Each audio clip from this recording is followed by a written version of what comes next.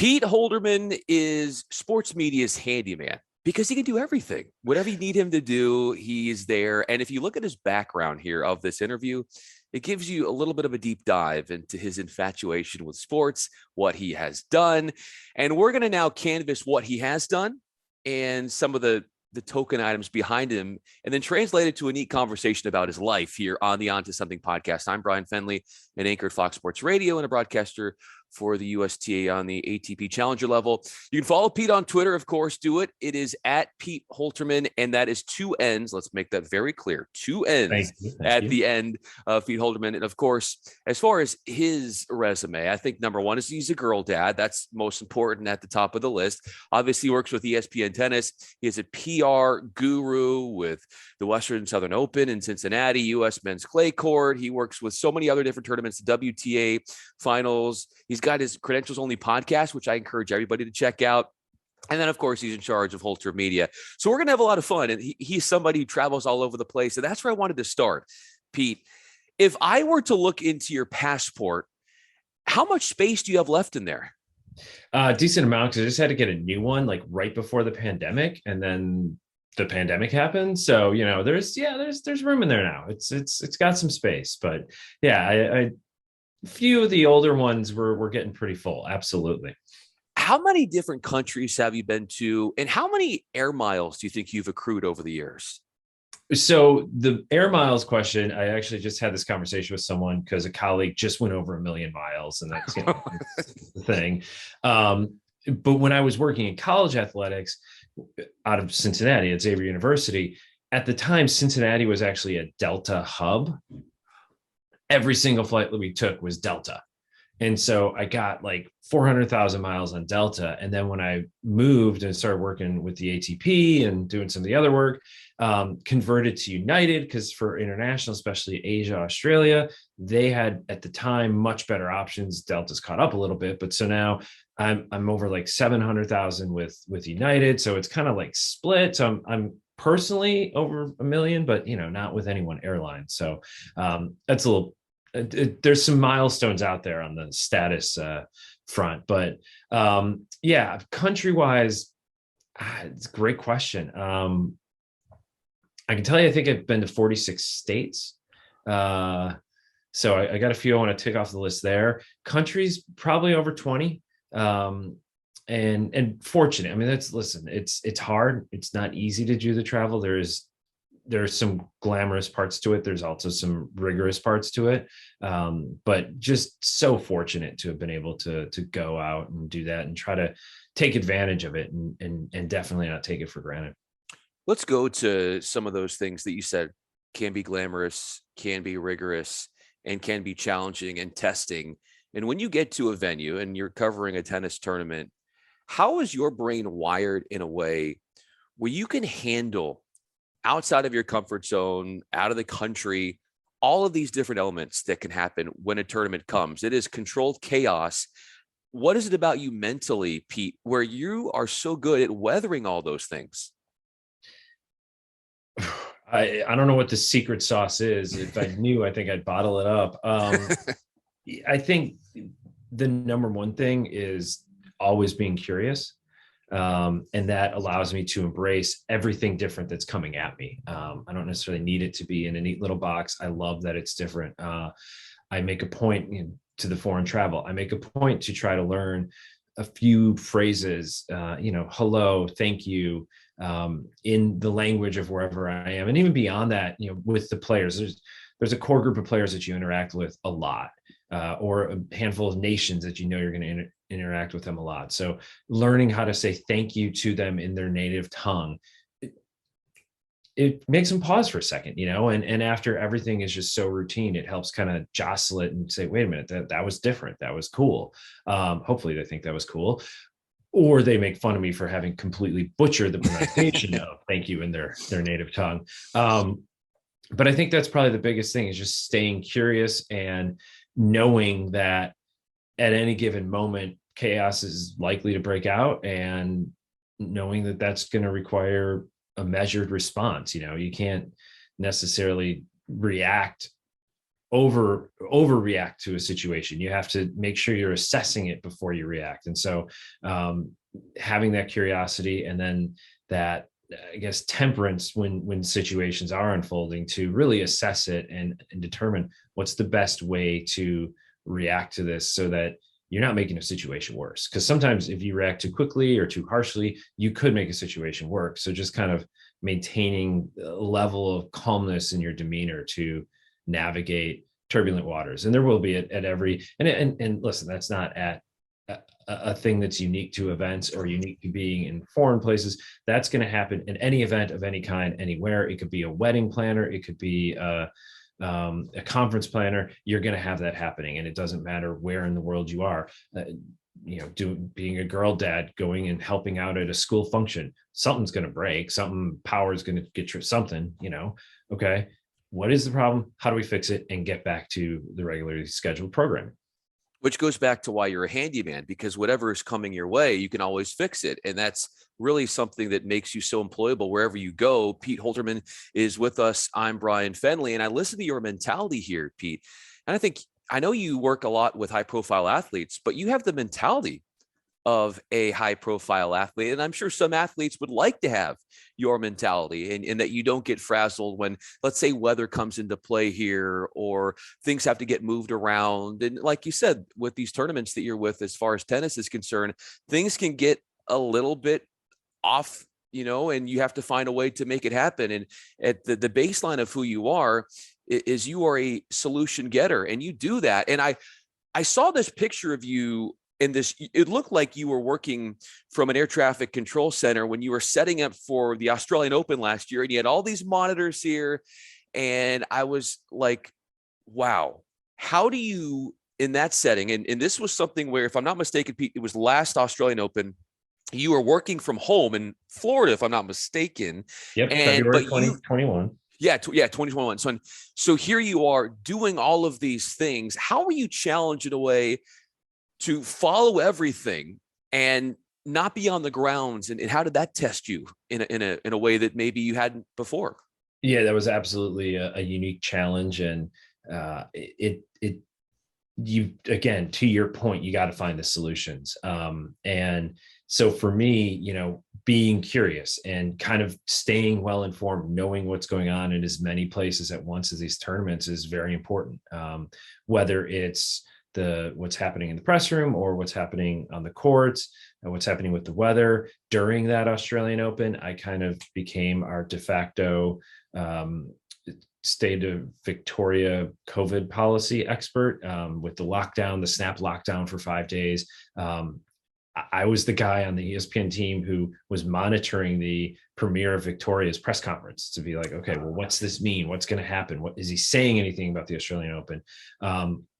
So, and that, I think, plays into that curiosity factor of just thirsty for all that information and wanting to know as much as I can about what's going on in the moment or with whatever's coming up, just trying to stay really, really well informed and really plugged in.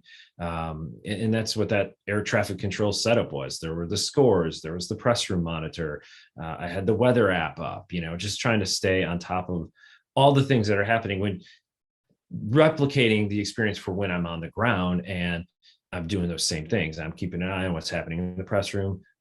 It's easy to go outside and look at the sky when you're there, but keeping an eye on that weather app to know, okay, there could be a situation later on where weather's coming in, or it's going to be really hot. And at some point we might run into either, the heat rule coming in and a pause between sets, or even a suspension of play because it's so hot. So just really kind of getting all the necessary inputs so that I'm then able to know where I'm going to need to react to help, in that instance, the ESPN broadcast. When you are conducting, say, things in a press room and you bring in an athlete afterwards, and maybe there was a major upset and things didn't go that person's way, what is your approach to an environment like that, in the way in which you try to conduct yourself and control the room? But in fairness, it's been a long time since I've had to do that. That was more with my ATP days. But I think full credit to the players. They're professionals. They know what the job entails. It's not always going to be easy or fun for them. and little things to make it a little bit easier in when it's not a pleasant time for them. You know, and that comes for all the people, the PR people who travel with the tours, you know, the hours they log, and you talk about the air miles, but also just the hours they log on site working with these players. That is so important, I think, to their ability to do the job well, because they develop a sense of trust with the players. And I think that's key in that setting, but also really getting that understanding with the players of what's going to make it easier for them, what's going to put them in the best position to be successful for the player. You know, for them, being successful isn't just on the court, but being successful in the arena of public opinion. If a player comes off the court really hot, they may not want to go straight into press. You may need to give them a little breathing room. If they come off court and they're disappointed, but just want to get the heck out of there and put this behind them as quickly as possible, okay, how do you slot them in? And you talk about air traffic control, like landing all those planes of scheduling press conferences, especially at Grand Slams. It's a job into itself. And so kind of reading that landscape of, okay, you're going to want to go to press quick. I know you want a few minutes to gather yourself, but if you want to get out of here sooner rather than later, we got to go in the next 10 minutes, or you're going to be waiting an hour, because that's when the press room is going to open up.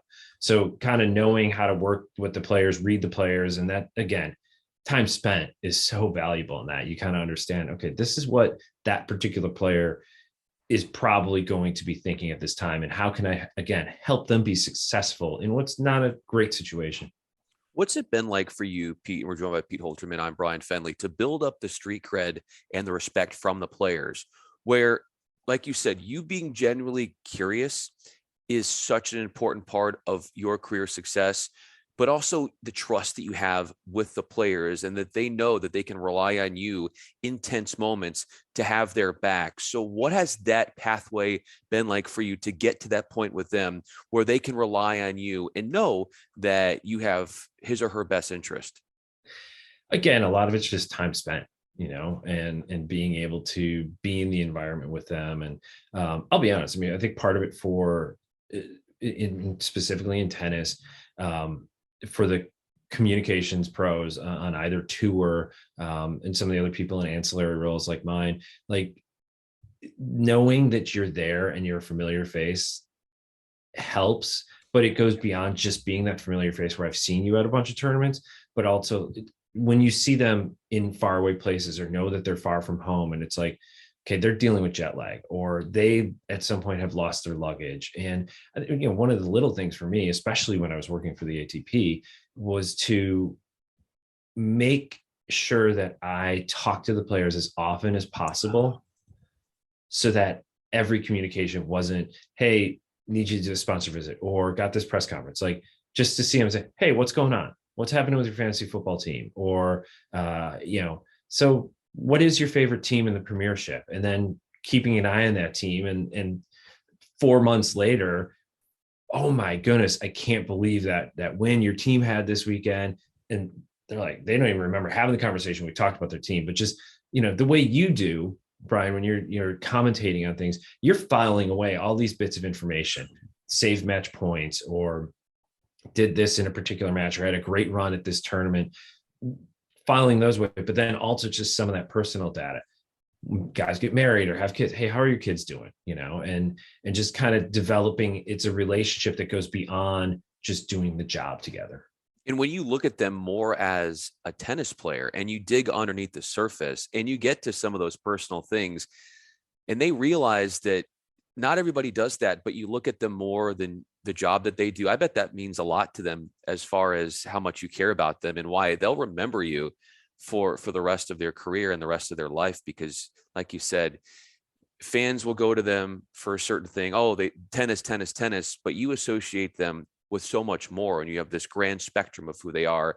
And I think that allows them to have a greater appreciation for you because you care about every element of who they are.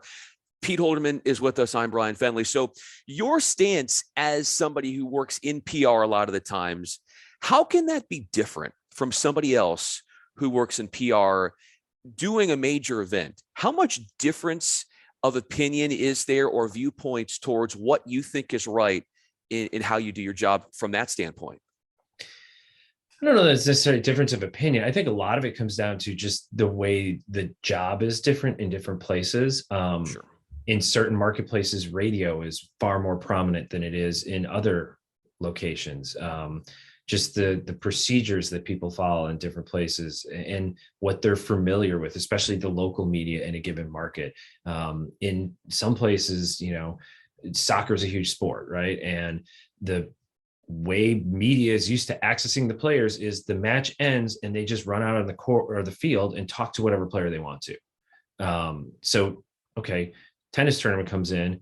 Okay, match ends. We're just going to run on the court and talk to the players, right? Well, no. Okay, you have to kind of learn this is the different procedure. So it's not necessarily a difference of opinion. It's just kind of finding out, okay, what are the norms and making sure that we're finding that meeting place in the middle of, okay, this is the tennis norm, this is the local norm, where can they come together? And then that's the operational procedure we're going to follow for whatever event we happen to be working on then.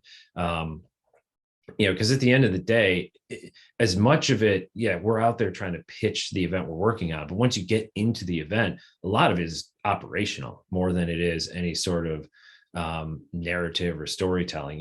The tours are going to work on the notes and you're going to try to come up with notes that are relevant to your local event. But ultimately, you're just making sure that they're getting the access, they're getting the interviews, they're able to go take the pictures that they need to take, that they're getting fed, that their internet's working, that the coffee machine's working. It's really an operational thing once you get into the event. With you traveling to so many events and you being a girl dad, how did you, and as your daughter was growing up, how did you deal with fatherhood, but also being on the road so much? One of the first things I do is, I've got the Apple Watch where I can have 2 time zones on it, which is great. But I commit to memory what is, for a lot of it, it was 8 a.m. What is the local time for 8 a.m. back home? And making sure that I'm calling or texting and just saying, have a good day, and just having that presence, even though I'm not there. Subtle thing, but just making a point.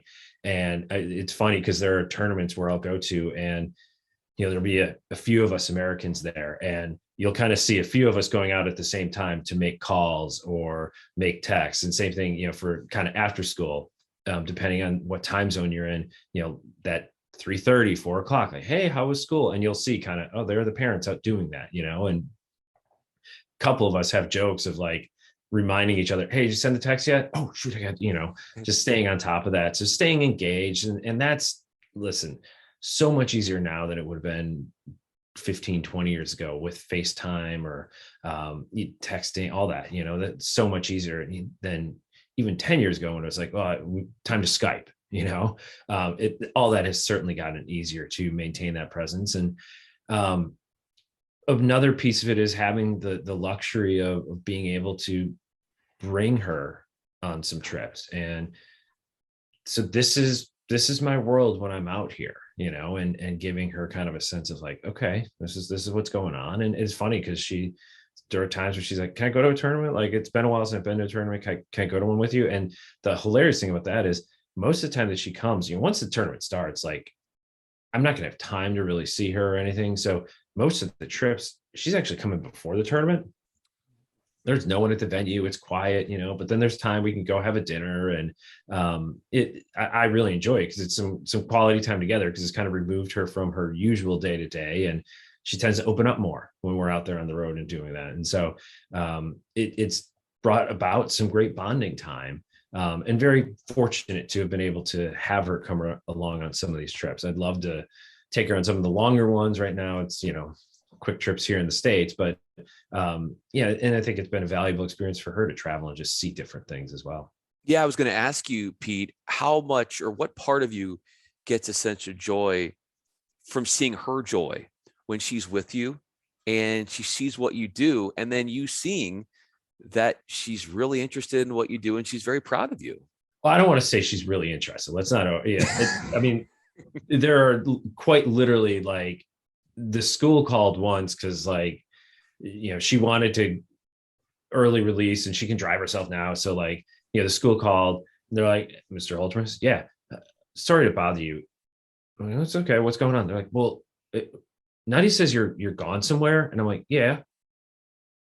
Well, where are you? I'm like, well, she didn't say. Like, no, she said she doesn't know. And I'm like, oh, that's great. So, she doesn't necessarily always know or care. But yeah, it is cool that she has an appreciation for it. And it's great because she gets it. And yeah, I think it's kind of always been that way. And there are people who I know who are in sports in general, but also within tennis, who have been very candid about what the travel has meant to their journey as a parent. And, you know, some express regret at how little they've been around. Others, express some of the things I'm talking about, of the joy of bringing your child with you and letting them see some things. So it cuts both ways. And I don't think there's a one size fits all solution for people.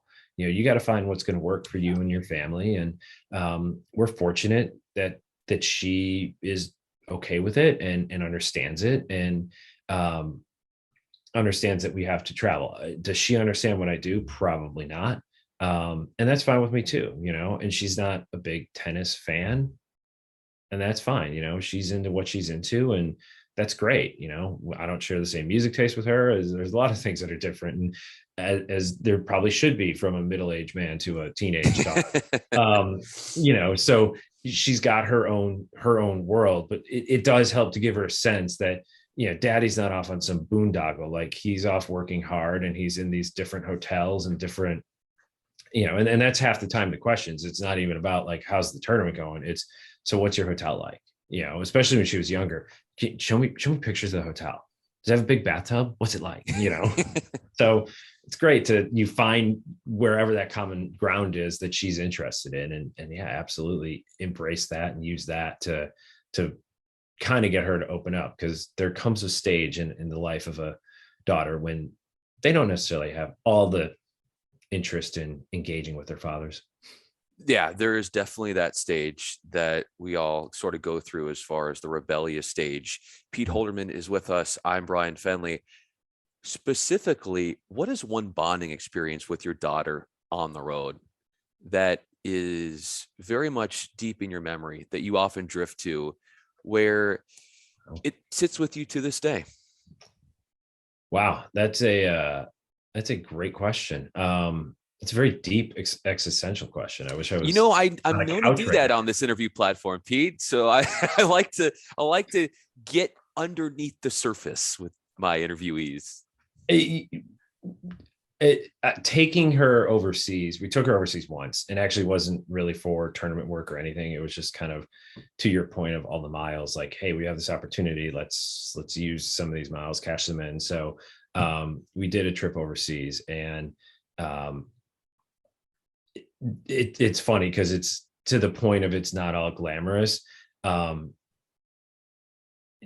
Seeing her deal with jet lag. Like, here's a life lesson, and there's no way I can tell you what jet lag is. But if you come out here and experience it, like, and try to coach her up, like, okay, we are going to be flying overnight, and we're going to land in what is very early our morning, and it's going to be middle of their morning. So you should sleep on the plane. Except they deliver food and there's movies. And so I'm zonked out, and she's like, can I get an extra ice cream over here? Excuse me. And just was shattered with jet lag. And actually, there was tennis involved. We went to the ATP finals, and this was when they were in London. So we did go to that for an afternoon. We were over there, and dead asleep in the seats because she was so shattered with jet lag, but it was funny. And again, there's no way to express, like, so this is how hard this is when you do travel, but now she knows, she's lived it and seen it. And so that might be a really odd one that sticks out, but it is, one that comes to mind when you ask that question. I want to leave you with this. Pete Holterman is with us. I'm Bryan Fenley. Of course, you can follow Pete on Twitter at Pete Holterman. That is with 2 N's. I'm on Twitter at Bryan Fenley. So no matter where you are, no matter where your daughter is, you always feel like you're close by with her, thanks to the technology, thanks to the way in which you are able to travel together, and you always feel her presence with you. I also think, Pete, that to this day, you still will always feel your dad's presence with you. And how do you think of him and use your life in a way to continue to make him proud? It's funny because he passed away a little over a year ago, and I actually at the time a mutual friend of ours, I'll give her full credit for this, Blair Henley. We were talking about my dad, and my dad was an engineer and an artist, and loved painting sailboats, and had the engineer's precision in these boats. I mean, these really perfected the lines and everything, and the angles and everything was so precise.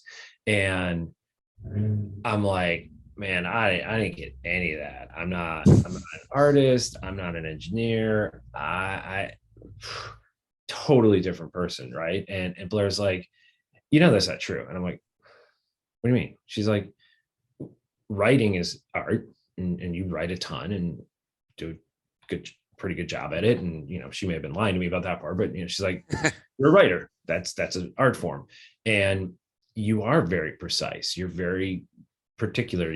When you're proofreading or when you're trying to put together something, like you're very precise in your own way. You're engineering a solution to something. You are an artist. You are an engineer. And I was like, that was really profound, and that stuck with me. And that's okay. It's different. He was a mechanical engineer. He has patents for designing parts of outboard motors for boats. So very different from writing about tennis matches and such, but that stuck with me, and I thought that was cool. And that is a legacy that I can carry on. Those mentalities of his, I think, are very much part of what I do and how I operate, for sure.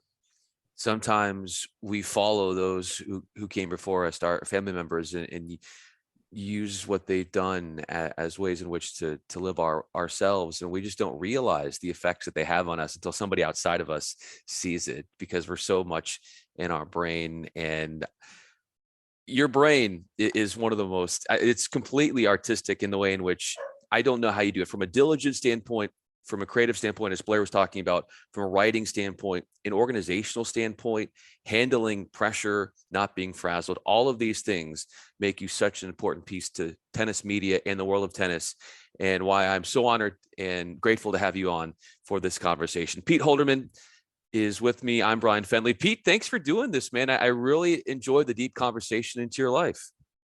Thank you for having me, and appreciate you doing the research, and some great questions, some great things to talk about. And I think, as you found doing these podcasts, there's such a tapestry of all the people in these industries, and I love how you touch on it from the broadcasting side, from the sports side, and all different pieces of it. And I think the familial nature of so much of this, whether you're on the PR side or the journalist side or the broadcasting side, the tennis side, like that's what makes this work for all of us. And so I'm thankful for you for reaching out and coming and saying hi to me. I didn't even know you were at the event in San Diego, and all of a sudden I turn around and, Pete, it's Bryan. I'm like, oh my gosh, what are you doing here? But love that you tracked me down there. So thank you very much for that, and appreciate the chance to catch up with you here. Yeah, and you were so kind to show me what you were doing behind the scenes in San Diego, and I hope we get to do it again. Pete, thanks again for your time.